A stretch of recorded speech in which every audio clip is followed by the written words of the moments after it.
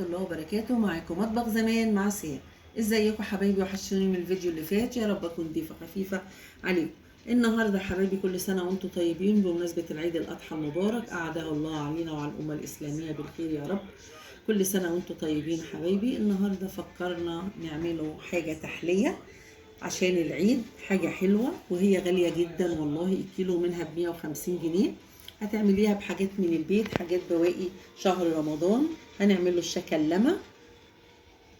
ده منظرها. عامله لكم شويه ناشفين وشويه بالكريز. ويلا بينا نقولوا المقادير. النهارده حبايبي عايزين نعمله تحليه بسيطه وسهله. تحليه حاجه كلها مقاديرها من البيت، مش مكلفه خالص. وبتتباع غاليه جدا في المحلات والله. الكيلو ب 150 جنيه، فهي تكلفتها بسيطه خالص. معانا كوبايتين جوز الهند، طبعا باقيين عندك من رمضان اكيد، مفيش بيت ما بيبقاش فيه جوز الهند. معلقه دقيق بس كبيره شويه. ربع كوبايه سكر بمعدل 4 معالق سكر. معانا باكوين عسل نحل، معلقتين سمنه وبيضتين، وباكل فانيليا. عايزه اقول لكم كوبايه جوز الهند عليها بيضايه، على كل كوبايه جوز الهند عليها بيضايه. هنحط المقادير دلوقتي السايله مع بعضينا حبايبي. هنحط العسل زي ما انتم شايفين كده. لو انت عايزه تعمليه على البوتاجاز اعمليه، لو عايزه تعمليه على البارد اعمليه، لو الحاجه سايله وحلوه معاكي اعمليه على البارد حبايبي. ماشي، ادي كده حطينا معلقتين العسل، هنحط معلقتين السمنه. ماشي، هنضربوها كويس قوي كده مع بعض. هنضربوا دول مع بعض حلو كده يا حبايبي زي ما انتم شايفين كده. السمنه مع العسل هي سهله وبسيطه، مش هتاخد في ايديكي 10 دقايق وهتعملي احلى تحليه لحبايبك ولولادك. وداخل عليكي العيد ممكن تقدميها، حطيها في علبه وقدميها لو جالك حد زي ما انتم شايفين كده حبايبي. عايزه اقول لكم نجرب بيضه. حاولي تعملي البيض في طبق بيضه عشان لو البيضه فيها حاجه مش كويسه ما تبقاش انت اذيتي بقيه الحاجه اللي انت عاملاها. ادي بيضه، والبيضه التانية حبايبي، وهنضربوها كويس قوي كده مع بعضينا.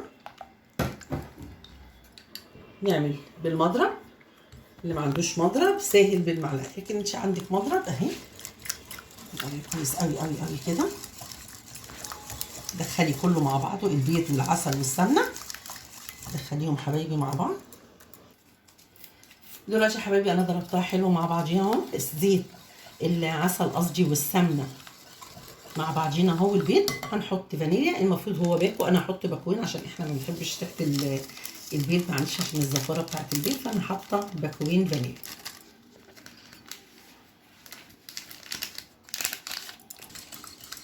هبدا بقى يا حبايبي بالتدريب اهو. هتحط السكر حبه حبه زي ما انتم شايفين كده. كده حطيت السكر بتاعي.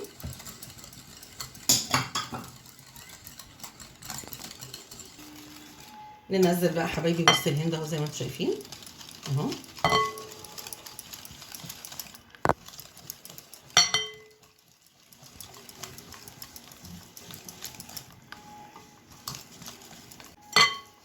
هدخله كله مع بعض. ماشي يا حبايبي، انا لفيت كله مع بعض اهو. خلي بالك هي ما تحبش تتلف كتير، يعني ما تقدرش تضربيها كتير. هحط دلوقتي عليها كوبايه الدقيق وادخلها مع بعضيها كده، وابدا اشكلها. هعملها بايديا بس ادخل كله مع بعضه. ماشي يا حبايبي. حبايبي انت لو عايزه تكوريها تاخديها كده وتكوريها وتحطيها كده، مفيش اي حاجه، سهله وبسيطه. هعمل لكم شكل كده وهقول لكم حاجه تانية هعملها لكم.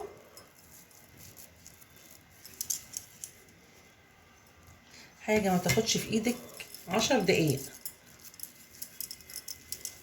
طبعا لو عندك كريز، لو عندك فواكه مجففه تحطيها من فوق هتديكي شكل حلو.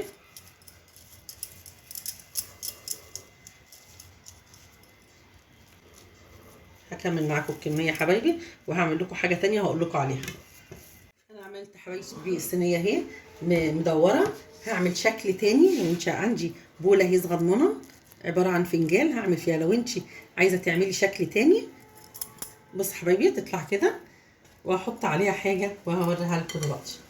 دي اشكال انت تعمليها. لو انت عندك المعلقه بتاعه الجيلاتي ممكن تعملي بيها. اهو انا دهنه اهو حبايبي. اشكال تانية كلها اشكال دي ايه، حاجات هندسيه كده حبايبي. انا عملت الكميه، عملت كميه حلوه والله. عملت صينيه من غير كريز، وكان عندي كريز عملت شويه دول بالكريز عشان عندي انا بس اللي بحب الكريز، الولاد عندي ما بيحبوش الكريز. وزي ما انتم شايفين يا ريت تجربوها، حاجه حلوه عشان العيد. وكل سنه وانتم طيبين. ولما تطلع من الفرن حبايبي هوريها لكم دلوقتي. هحطها في فرن على 160 درجه ماشي حبايبي، وهرجع لكم تاني لما نطلعوهم من الفرن.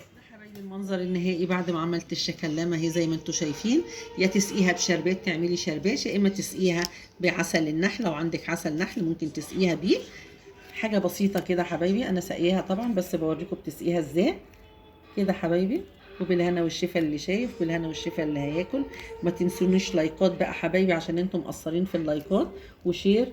واللي ما اشتركش في القناه يشترك وتتفرجوا عليها وتعملوها. وبالهنا والشفا، وكل سنه وانتم طيبين. والسلام عليكم ورحمه الله وبركاته.